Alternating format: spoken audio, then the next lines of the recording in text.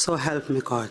Thank you. The National Framework for Women Empowerment and Gender Equality is but one of the national efforts that seek to affirm women's equal rights to participate at any level of the South African economy in both the public and private sectors. Hey, Tshepo. How are you doing? One of the country's leading businesswomen, Mamela Luthuli, is amongst the few women who have ventured into the information technologies. Through her company, Mrs. Luthuli provides IT and cybersecurity services for many local and multinational companies as well as the public sector. She has won several awards in recognition of her contribution in the information and communications technology sector.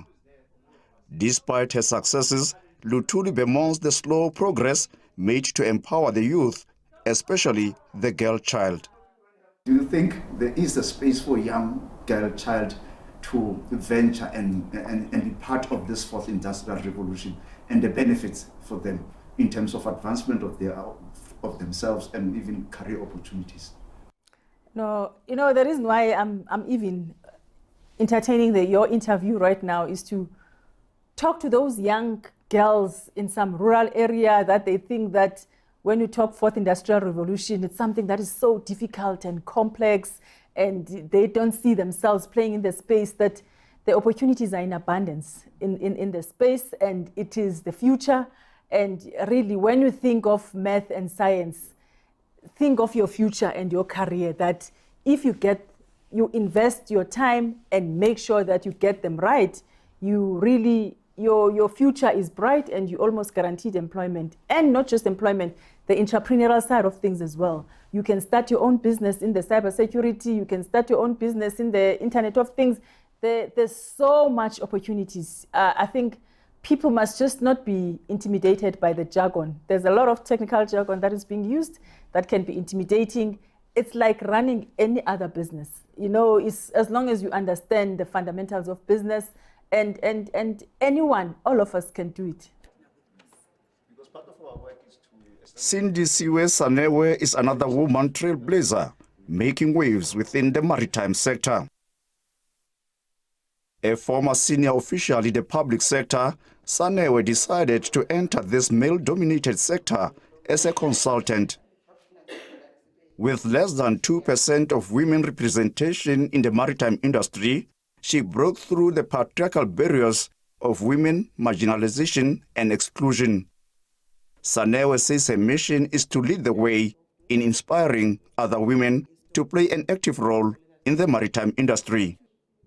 What we have since noticed and what has become a challenge is that there's low level of maritime awareness.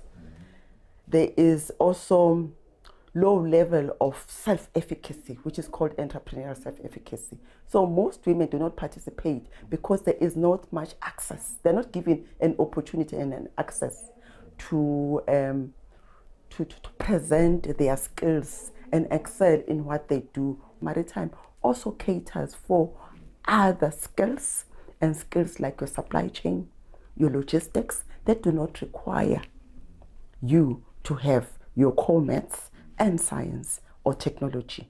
So my words of encouragement is that you are all welcome. The sky is the limit. You own the bottom. The shipyard is yours as a woman. It's don't limit yourself. It is important that you get to know yourself. Change the mindset and change the narrative. You are here to create your own world.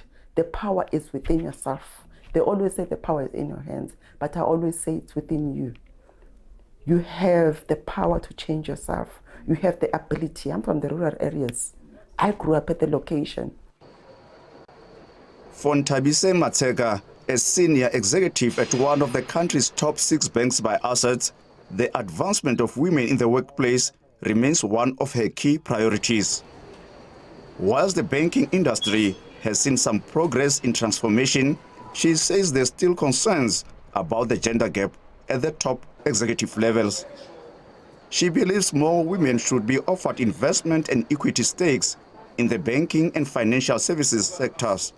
A lot more still needs to be done, because I think it's a much more broader issue that takes into account not just women existing in the workplace, but that they're given equitable chances for development, for training, for the right kind of experiential learning and exposure, and to come to the table as value-creating partners in any business. So definitely something that still has a lot more work that needs to be done, but the trajectory is really, really encouraging. As we build marketing activity and work as well, to become an advocate in that room to ensure that women are not represented in a way that's very stereotypical, but that it truly, truly reflects where we are now as a society. So having that composition of women in the team really helps, not just from, you know, the kind of equity, diversity and inclusion targets or whatever that we may have as a business, but it actually makes good business in terms of the diversity of thinking that is brought into the work that we do as well.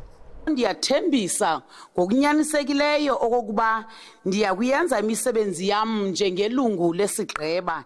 Although the political and public sectors have seen more women representation, the private sector still lags behind in meeting its gender transformation obligations, especially in senior leadership positions. Tshepo, Ikaneng, SABC News, Johannesburg.